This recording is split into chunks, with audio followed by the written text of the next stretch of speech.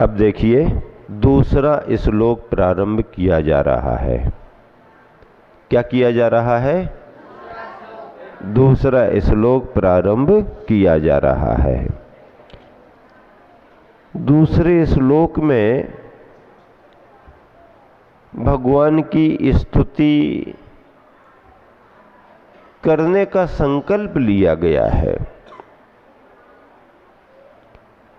आदिनाथ भगवान की स्तुति तो सभी ने की। प्रथम चक्रवर्ती भरत ने भी की। और जब आदिनाथ भगवान कैलाश पर्वत पर अंतिम ध्यान कर रहे थे मोक्ष जाने के पहले पहले, तब भरत चक्रवर्ती ने 14 दिन लगातार, कितने दिन? 14 दिन लगातार 14 उपवास करके आदिनाथ भगवान की भक्ति की थी। क्या की थी? हाँ, आदिनाथ भगवान की भक्ति की थी। 14 दिन लगातार उपवास करके वहीं रहा। अयोध्या नगरी से संकल्प करके आया था कि अब जब तक भगवान का मोक्ष नहीं हो जाएगा मैं अपनी राजधानी अयोध्या नगरी आऊंगा ही नहीं। और एक क्षण भी नहीं गमाया। तीर्थंकर भगवान समोसरण छोड़ चुके थे और विहार करके फिर अष्टापद कैलाश पर्वत पर पहुंच गए। अंतिम ध्यान कर रहे हैं। अब समोसरण नहीं है। समोसरण में ऊपर, अब नीचे आ गए जमीन पर, लेकिन जमीन से 4 अंगुल ऊपर रहते हैं। केवल ज्ञान होने के बाद कोई भी केवली का स्पर्श धरा से, जमीन से नहीं होता। और आप चाहो कि हम उनको उनके पैर छू करके नमस्कार कर लें तो आप उनको टच नहीं कर सकते, उनका स्पर्श नहीं कर सकते। केवल ज्ञानियों की ये विशेषता है। आप जितने आगे को बढ़ोगे वो ऐसा लगेगा कि वो दूर है, दूर है, आप स्पर्श नहीं कर सकते। शरीर रहता है, परम औदारिक हो जाता है। तो भरत चक्रवर्ती ऐसे परम औदारिक शरीरधारी तीर्थंकर आदिनाथ भगवान के उन अंतिम क्षणों में उनके ध्यान की मुद्रा को निहारते हुए कितने दिन तक रहा? 14 दिन। क्यों? क्योंकि आदिनाथ भगवान का योग निरोध काल जो है, अंतिम ध्यान करने का काल है, वो 14 दिन का है। चक्रवर्ती भरत ने भी भक्ति की, उसके बाद के चक्रवर्तियों ने भी भक्ति की, राजा महाराजाओं ने भक्ति की, मुनि आचार्यों ने भी भक्ति की।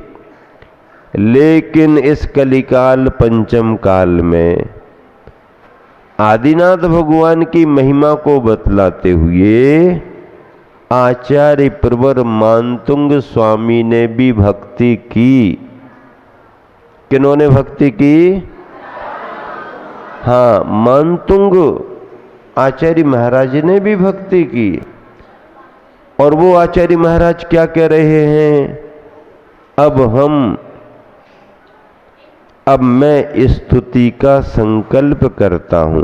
क्या कह रहे हैं? हाँ, स्तुति करने का संकल्प कर रहे हैं। एक साथ उच्चारण करेंगे सभी जन मिलकर के। यह संस्तुता सकल मैं तत्व बोधा दुद्भूत बुद्धि पटु भी सुरलोक नाथ स्तोत्र जगत तय चित्त हरै रुदारै स्तोषे केलाहमपितं प्रथमं जिनेन्द्रम। प्रथमम जिनेन्द्रम कहा है। क्या कहा है? क्या कहा है? प्रथमम जिनेन्द्रम, प्रथम जिनेन्द्र कहा। अब प्रथम जिनेन्द्र कौन? हाँ, प्रथम जिनेन्द्र कौन बने? इस धरती पर इस 24 में सबसे पहले केवल ज्ञान किसे हुआ? हाँ, क्योंकि उन्होंने ही सबसे पहले मुनि दीक्षा ली और दीक्षा लेकर के ध्यान करते हुए उन्होंने ही सबसे पहले केवल ज्ञान प्राप्त किया। उनके पहले किसी ने केवल ज्ञान प्राप्त नहीं किया। मोक्ष जाने वालों की बात अलग है। क्या आदिनाथ भगवान केवल ज्ञानी रहे, लेकिन उनके सामने सामने कौन? 2 भव्य आत्मा मोक्ष को प्राप्त कर लिए। कौन कौन? पहले तो कामदेवों में बाहुबली ने मुनि दीक्षा ली, केवल ज्ञान पाया और जब उनका आयु कर्म पूर्ण हुआ तो मोक्ष पा लिया। भरत ने भी मुनि दीक्षा ली, लेकिन भरत का उल्लेख आदिनाथ के पहले मोक्ष जाने का नहीं है। और बाहुबली स्वामी के पहले और मोक्ष जाने वालों में अनंत वीर्य मुनि महाराज का नाम भी आया है। आया कि नहीं आया? आया है। अनंत वीर्य कौन थे? कौन थे अनंत वीर्य? अनंत वीर्य कौन थे? भरत का भैया, इन्हीं के भाइयों में अनंत वीर्य भी थे। उन्होंने मोक्ष बाहुबली से भी पहले प्राप्त किया। मोक्ष पा लिया ये बात अलग है, लेकिन केवल ज्ञान सबसे पहले किन्होंने पाया? आदिनाथ भगवान ने, आदिनाथ स्वामी ने पाया। अब देखो भावार्थ क्या लिखा हुआ है? देवों के द्वारा पूजित। तीर्थंकर केवल ज्ञानी कैसे होते हैं? देवों के द्वारा पूजित होते हैं। केवल मनुष्य ही उनकी स्तुति करते ऐसी बात नहीं, वह देवों के द्वारा भी पूजित, संस्तुत। स्तुति की है किन्होंने? सकल वांग्मय तत्वबोधा उद्भूत बुद्धि पटवी सुरलोकनाथ। सुरलोकनाथ यानी स्वर्गों का स्वामी, 16 स्वर्गों का मुखिया कौन? सौधर्म इंद्र। देवों ने तो की, देवों के मुखिया, इंद्रों के मुखिया सौधर्म इंद्र ने भी जिनकी स्तुति भक्ति की। प्रथम तीर्थंकर श्री ऋषभदेव की मनोहारी स्तुति इंद्रों ने भी की थी। ऐसे उन प्रभुवर की स्तुति मैं भी करूंगा। कौन कह रहे हैं कि मैं भी करूंगा? आचार्य प्रवर मानतुंग जी महाराज कह रहे हैं कि जिन तीर्थंकर मुनिनाथ की स्तुति पूजा देवों ने, देवेंद्रों ने, देवेंद्रों के प्रधान सौधर्मेंद्र ने भी की थी, ऐसे उन भगवान की स्तुति को मैं भी करूंगा। स्तुति क्यों की जाती है? स्तुति महापुरुषों का गुणगान कहलाती है।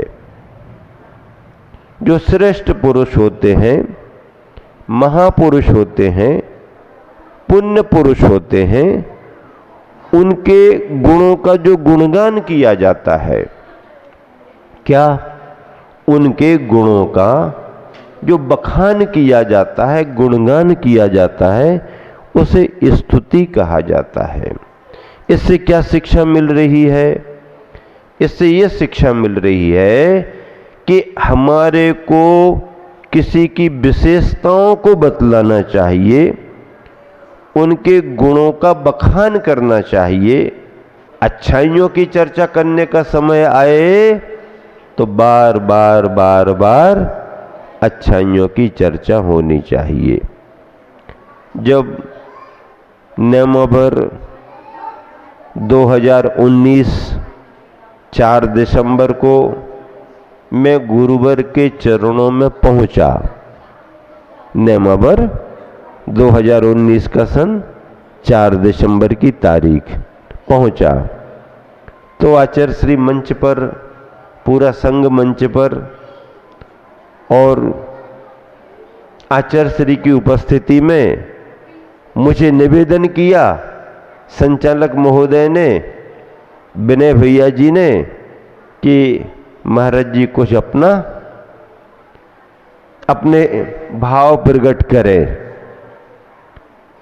अब भाव प्रकट तो करने थे, लेकिन उन पलों में कई बार ऐसा लगता है कि ज़्यादा बोलना अच्छा नहीं, इतने समय बाद गए तो आनंद लो। और मैं स्वयं गुरुवर के प्रवचनों को सुनने की भावना रख रहा था, लेकिन निवेदन किया तो बोलने का तो भाव था। और जब मैंने बोलना शुरू किया तो मैंने इतना ही कहा कि मैं तो वैसे गुरुवर को सुनने की ही भावना रखता हूं, और गुरुवर के पास बोलने के लिए नहीं आया हूं, चुप और शांत रहने के लिए आया हूं। लेकिन ये बात मैं भी जानता हूं कि गुरुवर के पास आऊं और कुछ ना बोलूं, ये संभव ही नहीं है, संभव ही नहीं है। क्योंकि आचार्य प्रवर मानतुंग स्वामी ने भी लिखा है, उस समय मैंने कहा कि आम्र की मंजरियां दिखें और कोयल अपनी आवाज न निकाले, ऐसा संभव ही नहीं है। इसलिए मैं बोलूंगा और बोलना चाहता हूं। सारी बात रखी और ये भी कहा कि अगर संसार दिखे तो मैं मौन रहूंगा, लेकिन हमारे गुरुवर और हमारे भगवान दिखे तो मौन रहना तो दूर की बात, अगर मौन है भी तो मौन को तोड़ करके भी बोलूंगा, क्योंकि गुरु और प्रभु से बोलना है। गुरु और प्रभु से बात करना मौन ही माना जाता है। वैसे शब्द नहीं निकालना भी मौन है, लेकिन शुभ कार्यों में, देव शास्त्र गुरु की सन्निधि में धर्म की चर्चा करना भी एक तरह से मौन माना गया है, क्योंकि विषय कसायों की चर्चा नहीं है और देव शास्त्र गुरु माध्यम बने हैं, ऐसा भी उपदेश है। तो यहाँ पर आचार्य प्रवर मानतुंग स्वामी भी युगादि पुरुष आदिनाथ भगवान की स्तुति करने का संकल्प प्रकट कर रहे हैं। मैं भगवान की स्तुति करूंगा, करके रहूंगा।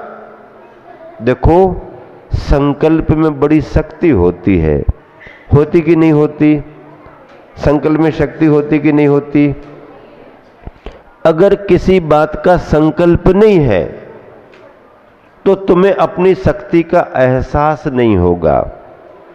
और अगर किसी बात को आपने ठान लिया शब्द समझ में आया ना? हाँ, ठान लिया यानी संकल्प ले लिया, तो उस काम को आप कर लेते हैं।